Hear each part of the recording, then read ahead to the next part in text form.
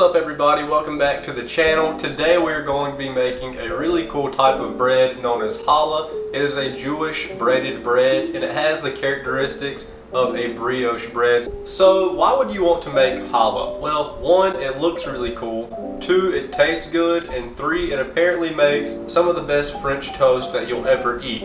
So with that being said, let's dive into this recipe.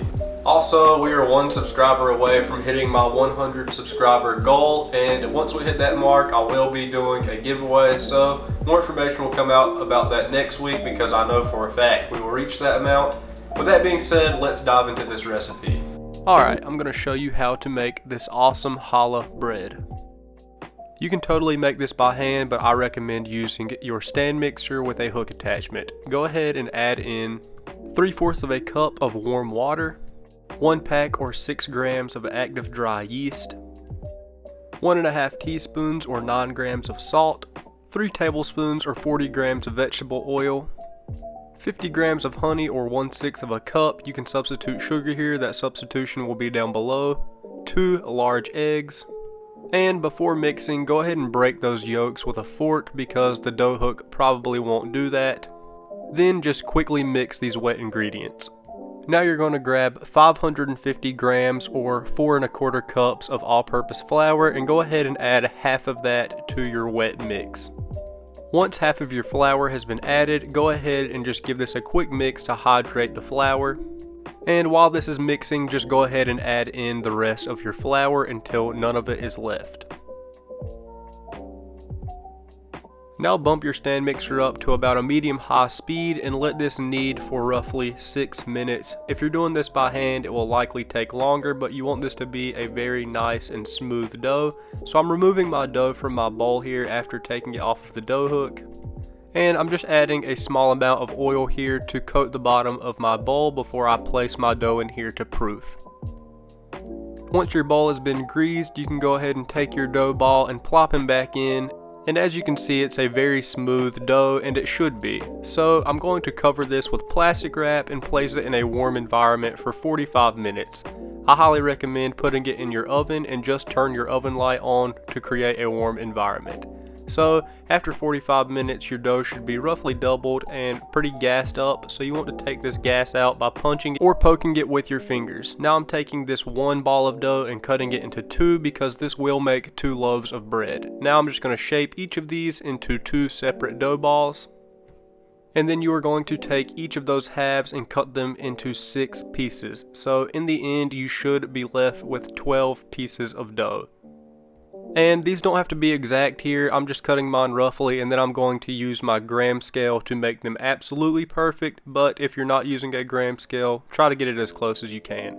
Now you should have 6 balls for each loaf, and you'll notice that each of these is pretty saggy, and we're going to take these and kind of get some strength built into them. So with each of these, you're going to take the outside pieces of your dough and just fold them to the inside, creating some tension, and then we're just going to flip this over and kind of tuck it and roll it with our fingers to develop some strength in these dough balls. Now just cover these with a damp towel. You want them to rest for about 8 minutes so they'll be easier to roll out. Now that they have rested, we're going to flatten each of these dough balls out. Then we are going to roll these up into about 8-inch logs. So I'm just taking the bottom half of my flattened piece of dough and kind of rolling it up into a cylinder. The initial roll, we are going to make these about 8 inches long and just stack these up into a line. Now just very, very lightly dust these with flour to make the rolling process a little bit easier.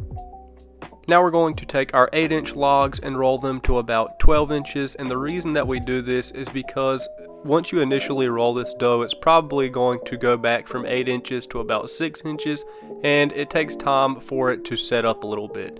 So this time it should roll out evenly, and it should progressively get easier to roll these out until they're 12 inches in length. And the best technique that I found is to start in the middle and lightly apply pressure, rolling your hands outward.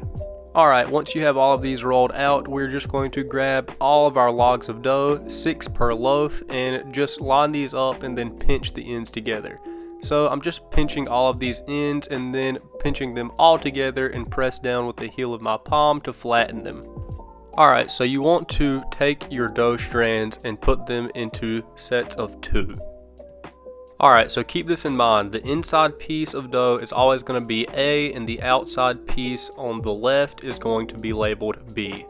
I am very bad at explaining things, so I will link a video down below that shows this a little better. But we are going to be starting with the inside strand A, and the inside always goes to the outside, as you can see here, and the outside labeled B always goes to the middle or the inside.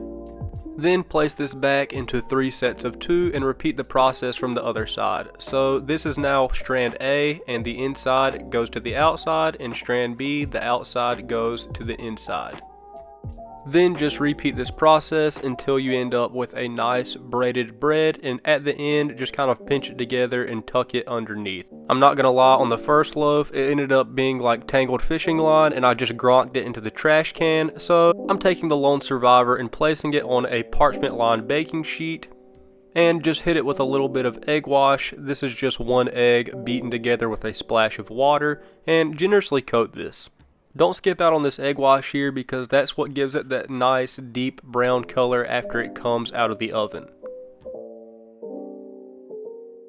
Now measure out some plastic wrap and apply some oil to the top side of it. This is going to prevent our loaf from sticking to it, and it's going to ensure that our bread looks phenomenal once it is done baking.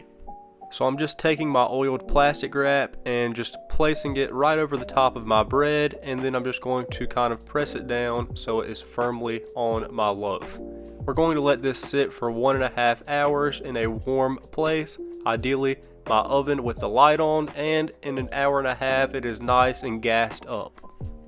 Now we're going to hit it with an egg wash once more. Be very gentle here because you don't want to knock any of this gas out. As you can see, it's going to deflate a little bit by touching it. Just be very gentle. Once you've applied your egg wash, you can add sesame seeds if you feel like it. I went with my black sesame seeds here, but feel free to use white ones. Place this in the oven on 350 degrees Fahrenheit for 28 to 30 minutes, and it will come out looking absolutely perfect. Now, feast your eyes.